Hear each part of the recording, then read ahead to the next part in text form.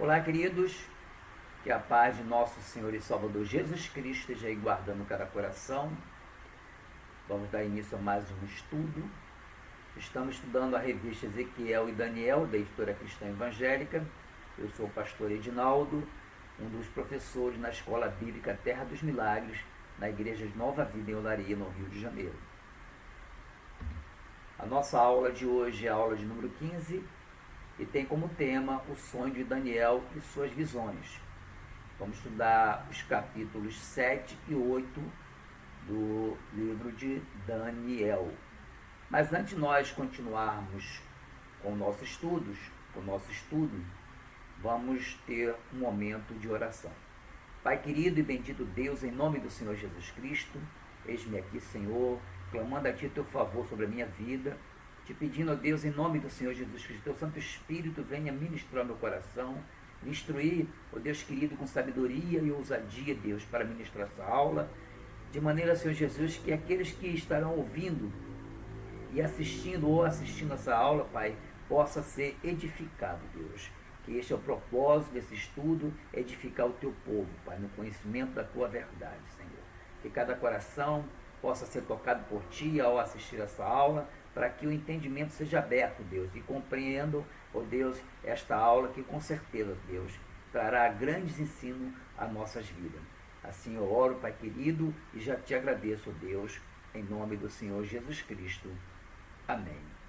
Queridos, vamos dar início à nossa aula, mas antes vamos ler o nosso texto-chave, que está no capítulo 7 do livro de Daniel, versículos 13 e 14, que diz: Eu estava olhando nas minhas visões da noite, e eis que vinha com as nuvens do céu, um como filho do homem, e dirigiu-se ao ancião de dias, e o fizeram chegar até ele. Foi-lhe dado domínio e glória, e o reino, para que os povos, nações e homens de todas as línguas o servissem. O seu domínio é domínio eterno, que não passará, e o seu reino jamais será destruído. Vamos ver aqui o alvo da nossa lição. Devemos saber que um dia o justo juiz estabelecerá seu reino sobre a terra. E para você que tem acompanhado as nossas lições, sabe que nós estamos falando de Jesus, que é o justo juiz que virá governar com justiça e retidão e reinará sobre toda a terra. O alvo da nossa lição tem como sentir paz por saber que ao final o bem vencerá. Também temos como alvo da lição demonstrar aos outros sua confiança no poder absoluto do Senhor. E também convidar outros a participarem do reino eterno do Senhor. Bom, queridos, aqui está ilustrado a visão de Daniel. Esta é a visão que Daniel está tendo naquela noite. E até o presente momento do nosso estudo sobre o livro do profeta Daniel, aprendemos que o profeta Daniel foi chamado e instruído por Deus para revelar sonhos e mistérios. Foi assim com o rei Nabucodonosor e também com o seu sucessor, o rei Belsazar. Mas agora é Daniel que tem sonhos e visões. Vamos entender que sonhos e visões foram esses e por que tanto perturbaram o profeta Daniel. É bom lembrar que este episódio ocorrera no primeiro ano do reino do rei Belsazar, como descrito no versículo 1 do capítulo 7, que diz: No primeiro ano de Belsazar, rei da Babilônia, teve Daniel um sonho e visões ante seus olhos, quando estava no seu leito. Escreveu logo o sonho e relatou a suma de todas as coisas.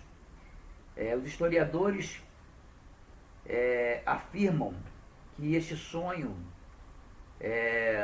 ocorrera 14 anos antes da queda da Babilônia. Vamos ver o primeiro tópico, que trata dos 4 animais na visão de Daniel.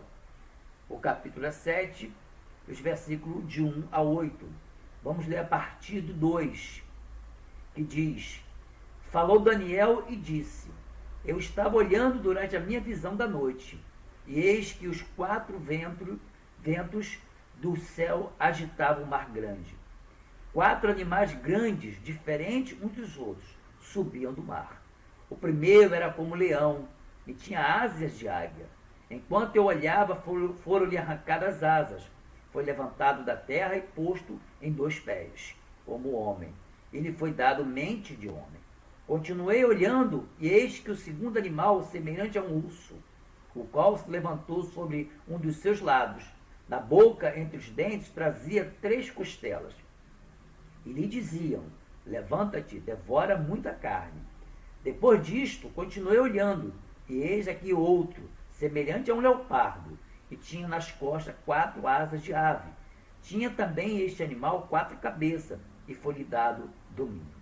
Depois disto, eu continuava olhando nas visões da noite, e eis aqui o 4º animal, terrível, espantoso e sobremodo forte, o qual tinha grandes dentes de ferro. Ele devorava e fazia em pedaços, e pisava aos pés o que sobejava. Era diferente de todos os animais que apareceram antes dele, e tinha 10 chifres. Estando eu a observar o chifre, eis que entre eles subiu outro pequeno, diante do qual 3 dos primeiros chifres foram arrancados. E eis que neste chifre havia olhos, como de homem, e uma boca que falava com insolência. Então, queridos, aqui está a visão de Daniel no seu sonho. Vamos ver agora o seu significado. Os animais na visão de Daniel são símbolos de realidades humanas. E por que realidades humanas? Porque está simbolizando governos humanos estabelecidos por Deus. E dentro desse contexto simbólico, a autora da lição faz aqui uma aplicação do Salmo 22, figuras de animais, para trazer uma realidade humana. Os versículos 12 e 13 do livro de Salmo, capítulo 22, os versículos 12 e 13 do capítulo 22 de Salmo diz: Muitos touros me cercam, forte touro de Baçã me rodeiam. Contra mim abrem a boca, como faz o leão que despedaça e ruge. Contra mim abrem a boca, como faz o leão que despedaça e ruge. Então veja, querido, que o salmista também usa uma figura de linguagem onde ele aplica as questões humanas a animais, para mostrar uma verdade sem mencionar a pessoa a qual ele estava se referindo, ou pessoas que ele estava se referindo. Ponto 2. A sua força. São animais ferozes, indomáveis e com poder imensurável de destruição. Suas qualidades físicas atestam seu poder de destruição. O que dizer da força do urso e do leão? E a velocidade do leopardo? São animais sem limites para destruir. Ponto 3. A sua origem. Eles subiam do mar. Eles saíram de um mar agitado e turbulento. Nós lemos aí no versículo 2 e 3.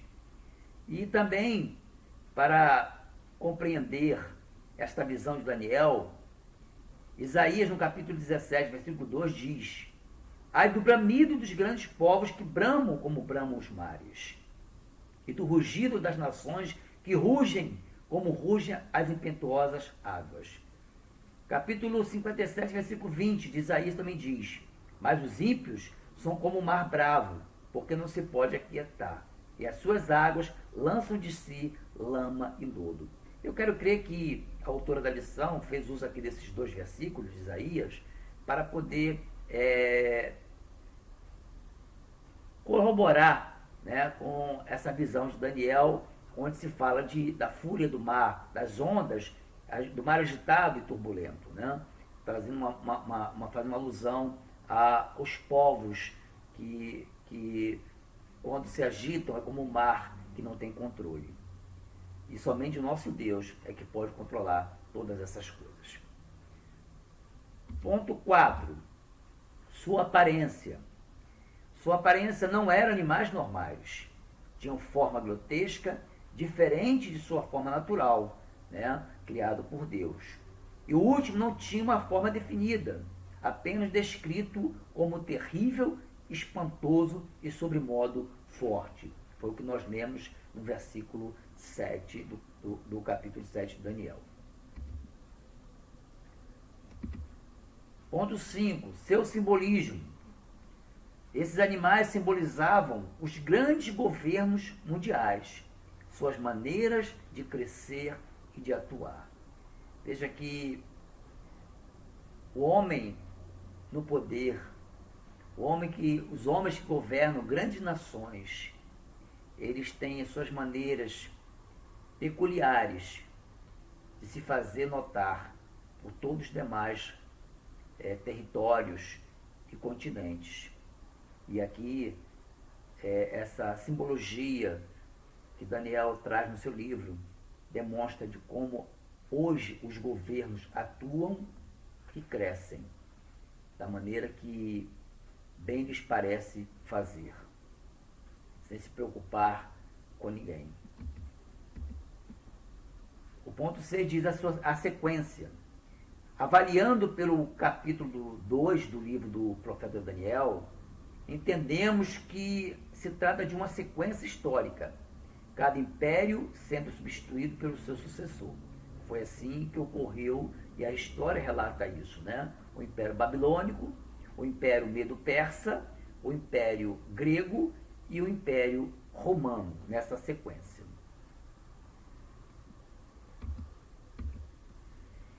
E para fazer a aplicação para hoje, como no sonho de Nabucodonosor, em que o valor dos materiais da grande estátua ia sempre diminuindo, até chegar aos pés de barro misturado com ferro, na visão de Daniel, o pior de todos os reis ou reinos é o último.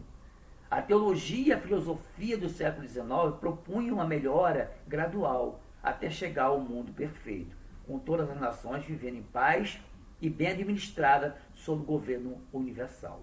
A teoria da evolução de Darwin teria apoiado tal perspectiva.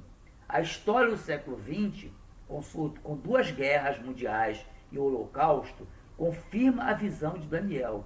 Em outras palavras, não vai melhorar.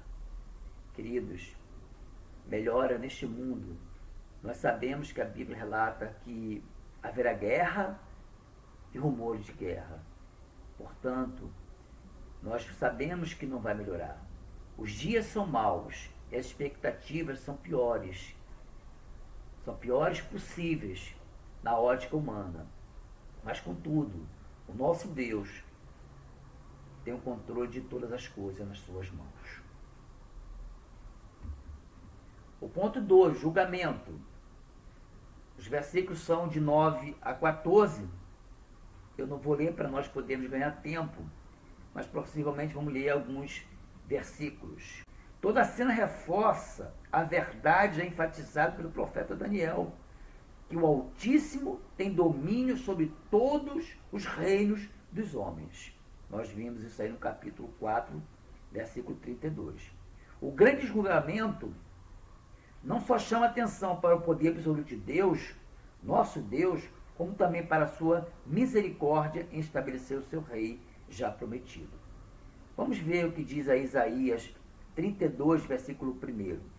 Eis que reinará um rei com justiça, e dominarão os príncipes segundo o seu juízo. Para compreender esse julgamento segundo a ótica do profeta Daniel, precisamos comparar Daniel 7, versículo 9, com Apocalipse 4, versículo 2. Vamos ler novamente o versículo 9 do capítulo 7 e comparar com o versículo 4 de Apocalipse, versículo 2 de Apocalipse 4, escrito pelo apóstolo João. Eu continuei olhando até que foram postos os tronos, e um ancião de dia se assentou. A sua veste era branca como a neve, e o cabelo da sua cabeça como uma pura lã. O seu trono era de chama de fogo, e as suas vestes e as suas rodas de fogo ardente. Capítulo 4 de Apocalipse, versículo 2 diz: E logo fui arrebatado em espírito, e eis que um trono estava posto no céu, e um assentado sobre o trono. Então veja que o céu é o centro do trono de Deus, nosso Deus. Um outro ponto que nós vamos trabalhar, quando forem abertos os livros, diz aí Daniel, versículo 10 do capítulo 7, um rio de fogo manava e saía de diante dele.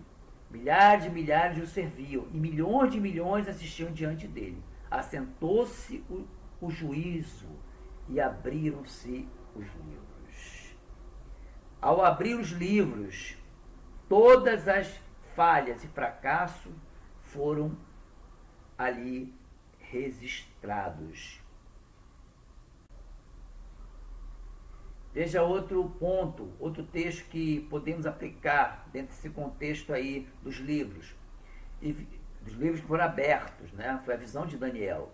E viu os mortos, grandes e pequenos, que estavam diante de Deus, e abriram-se os livros. E abriu-se outro livro, que é o da vida. E os mortos foram julgados pelas coisas que estavam escritas nos livros, segundo as suas obras.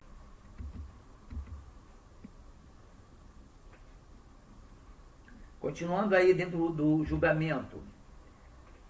A autora da lição faz uma pontuação do versículo 13 e 14 do capítulo 7, que nós já lemos no início da nossa aula, do profeta Daniel, referindo-se às nuvens do céu.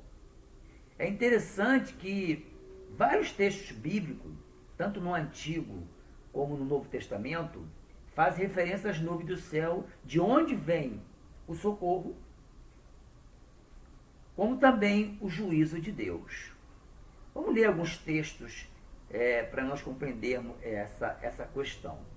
Deuteronômio 33, versículo 26 diz: Não há outro, amado, semelhante a Deus, que cavalga sobre os céus para a tua ajuda, e com a sua alteza sobre as nuvens. Salmos 97, versículo 2 diz: Nuvem e escuridão o rodeiam, justiça e juízo são a base do seu trono. Naum, capítulo 1, versículo 3, a parte final do versículo diz: O Senhor tem o seu caminho na tormenta e na tempestade, e as nuvens são o pó dos seus pés.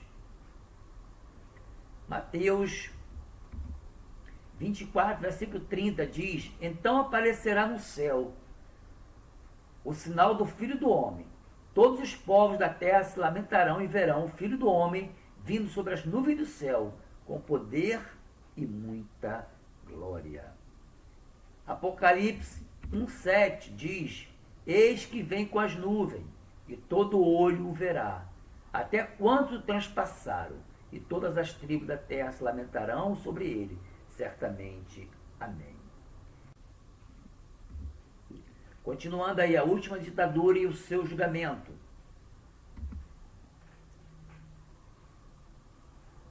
O último animal. Aparência. O último animal, descrito aí por Daniel, e esse tópico nós vamos trabalhar os versículos de 15 a 28, do capítulo 7, e nós vemos aí que o último animal, aparência e atuação tão terríveis, deixaram Daniel muito preocupado, a ponto de Daniel pedir para que alguém que estava perto, possivelmente a um anjo, que lhe revelasse a verdade acerca daquela visão. Versículo 19 diz: este animal era feroz e ativo como os outros, mas era mais perigoso e destrutivo.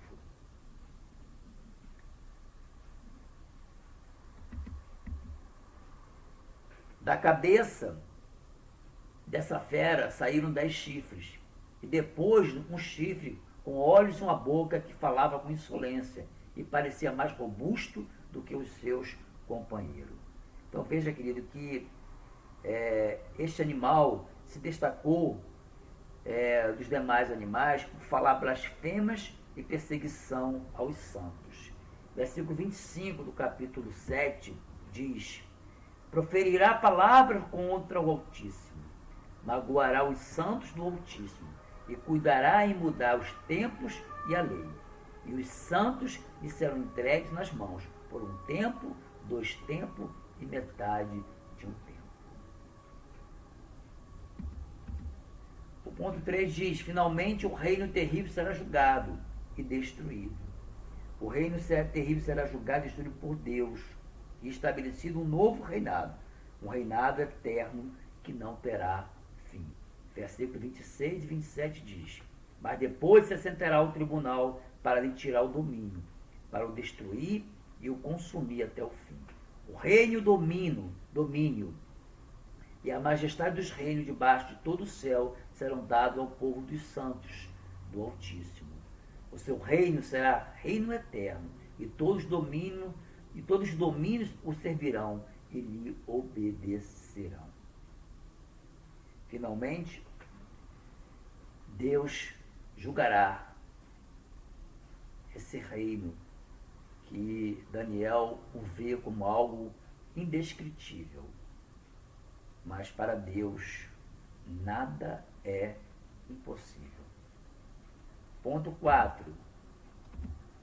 Vejamos aqui como o reino passa a ser do povo dos santos do Altíssimo. Olhando para o Novo Testamento, todos os santos, aqui entendemos ser os salvos em Cristo, reinarão com Cristo, e para confirmar o relato do profeta Daniel, nós vamos aplicar o texto de Apocalipse 5, versículos 9 e 10, que diz: e entoava um novo cântico dizendo: digno és de tomar o livro e de abrir os selos, porque foste morto e com o teu sangue compraste para Deus que procede de toda a tribo, língua, povo e nação. E para o nosso Deus os constituístes reino e sacerdotes, e reinarão sobre a terra. A representação desse animal. Este animal, muito diferente das descrições que Daniel dá em relação aos demais animais, representava o futuro império romano, por causa da sua singularidade quanto à extensão e longevidade, além da violência e crueldade demonstrada por ambos. E aqui nós encerramos o capítulo 7. Vamos tratar agora do capítulo 8. Mas antes vamos fazer uma aplicação para hoje. A Daniel foram revelados os efeitos funestos, que significa mortais, do abuso do poder político, levando às últimas consequências. Ao mesmo tempo, foi-lhe dado a certeza de que até tudo isso não fugia do controle de nosso Deus. Quem é perseguido por ser fiel ao Senhor é ajudado a perseverar pela lembrança dessas garantias de Deus. Nos tempos do fim, a perseguição aumentará, mas aquele, porém, que perseverar até o fim, esse será salvo. E essa garantia do Senhor, registrada em Mateus 24, versículo 13. Vamos ver nesse quadro os dois elementos que Daniel vê na sua visão e onde ele se encaixa dentro dos reinos descrito por Daniel anteriormente, ainda que essa visão seja um complemento do sonho anterior, ela está no capítulo 7, vamos tentar entender essa questão aí, onde ele vai falar sobre o carneiro e o bode. E aqui nesse quadro nós podemos entender e ver que o carneiro, ele nada mais é que uma figura associada ao urso, que representava o medo, o Império Medo-Persa, representado na estátua que Nabucodonosor teve sonho, né, que seriam o peito e braços de prata, né, onde Daniel tem uma visão do urso, né, associado a esse império, né, e o carneiro também ele tem a simbologia dentro desse contexto relacionado ao reinado, né, do Medo, ao império Medo-Persa. E o bode, aqui representando o Império Grego, né, associado à imagem do leopardo e à imagem dos quadris e ventre da estátua de bronze que Nabucodonosor, no sonho de Nabucodonosor. Vamos aí dar continuidade ao estudo. O carneiro e o bode, né? E vamos entender o que representa essa visão de Daniel, o capítulo 8, os versículos de 1 a 27.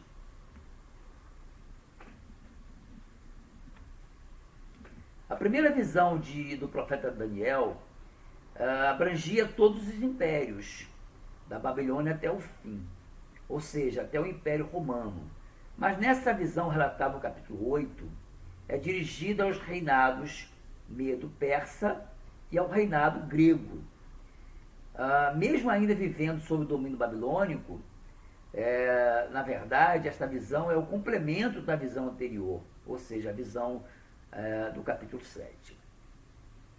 Vamos ler aí o versículo 1 do capítulo 8, que diz: No ano terceiro do reinado do rei Belsazar, eu, Daniel, tive uma visão depois daquela que eu tivera a princípio.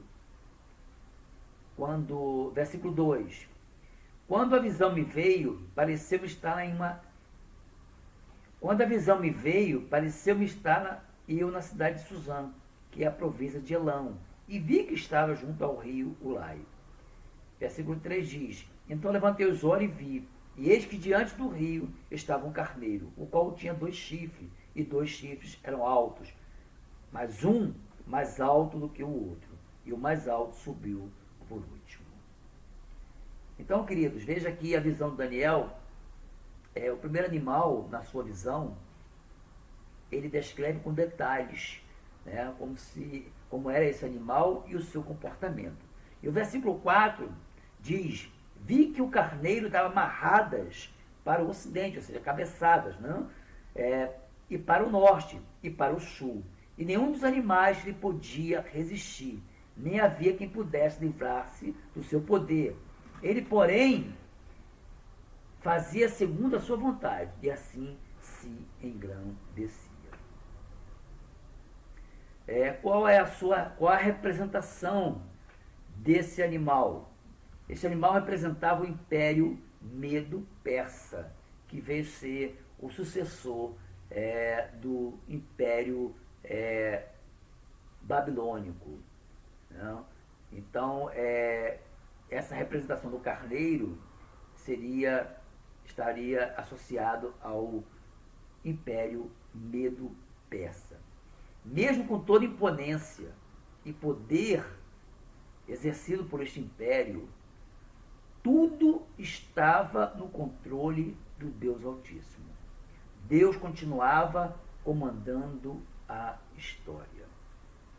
E uma curiosidade: o rei Medo-Persa carregava à frente do seu exército uma cabeça de um cordeiro de ouro, representando o seu império.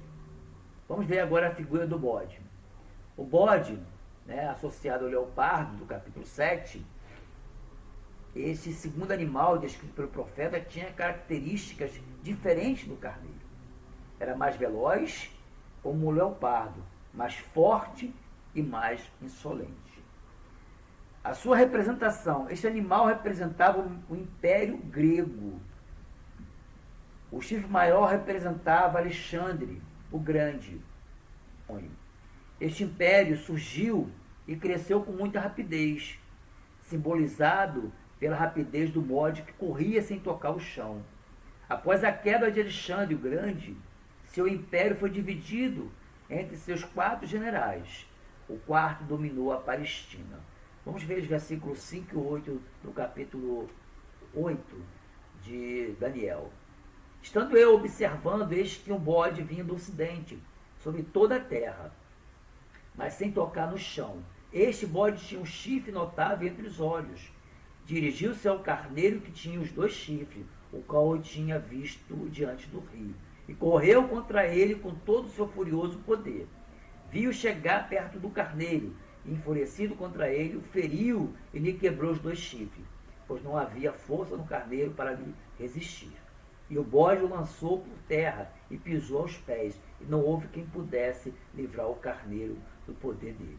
O bode se engrandeceu sobremaneira, e na sua força quebrou-se-lhe o grande chifre, e em seu lugar saíram 4 chifres notáveis para os 4 ventos do céu. Como eu disse na descrição, esse império ele cresceu muito rápido, e Alexandre o Grande teve seu império dividido, que era o general comandante desse império, e seus 4 generais, tomaram posse do seu império, e o quarto dominou a Palestina. O chifre pequeno simbolizava o mais insolente e profano que veio a exercer o Império Romano, chamado Antíoco Epifanes. A sua hostilidade se manifestou em acabar com o culto em Jerusalém, profanar o templo e perseguir cruelmente o povo de Deus. Versículos de 9 a 11 diz: de um dos chifres saiu um chifre pequeno, e se tornou muito forte para o sul, para o oriente e para a terra gloriosa, Jerusalém. Cresceu até atingir o exército dos céus. Alguns do exército das estrelas lançou por terra e os pisou. Sim, engrandeceu-se até o príncipe do exército. Dele tirou sacrifício diário, e o lugar do seu santuário foi ditado abaixo. A história conta que esse homem, chamado de Antíoco Epifânio, foi um dos piores governantes que governou na Palestina.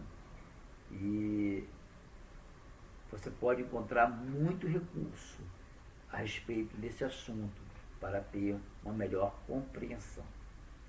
Ok, queridos? Para nós podermos concluir, eu quero fazer uso da própria conclusão da lição da revista, que diz: todas essas visões se referem a eventos futuros para o profeta Daniel. Versículo 9 do capítulo 12 diz: estas palavras estão encerradas e seladas até o tempo do fim. Quando seria o cumprimento? Os acontecimentos sobre o império dos Medos e Persas, sobre o império de Alexandre e a divisão do mesmo entre seus generais se cumpriram antes de nascer Jesus. As crueldades de Antíoco Epifanes, que como mudou as datas das festas judaicas e até profanou o templo, são hoje fatos históricos bem documentados. O ímpio Antíoco Epifanes realmente cumpriu a profecia, mas o cumprimento total só virá no fim, quando o último imperador mundial, mais cruel e orgulhoso do que todos que o antecederam e inimigo declarado de Deus, for derrotado. Então, queridos, veja que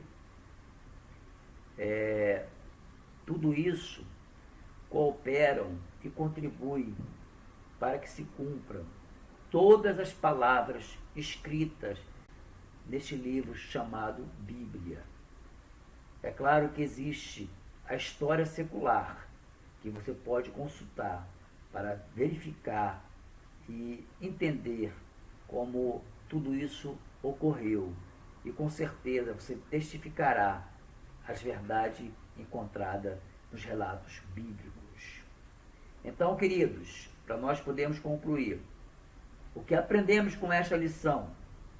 Aprendemos que em todas as situações, na história, independente de quem governe, o Deus Altíssimo tem o controle de tudo. Ele faz a história, ele conduz a história e ele usa nós, seres humanos, imagem e semelhança dele, como instrumentos para realizar feitos que ele já determinou e se cumprirá no tempo devido. Não importa quem seja, seja alguém modesto, seja alguém letrado, seja alguém que obedece ou alguém obstinado como foi o rei Nabucodonosor, que precisou ser tratado por Deus para ser instrumento em suas mãos e declarar que agora, pois, eu, Nabucodonosor, louvo, exalto e glorifico ao Rei do céu, porque todas as suas obras são verdadeiras e os seus caminhos justos, e pode humilhar aos que andam na soberba. Isso está registrado em Daniel 4, versículo 37. Que esse estudo possa, de alguma forma, ter clareado sua mente em relação à soberania e o poder do nosso Deus, o Criador dos céus e da terra, que tudo pode, que tudo vê, e que nada, absolutamente nada, foge ao controle de suas mãos. Que Deus te abençoe abundantemente em Cristo Jesus.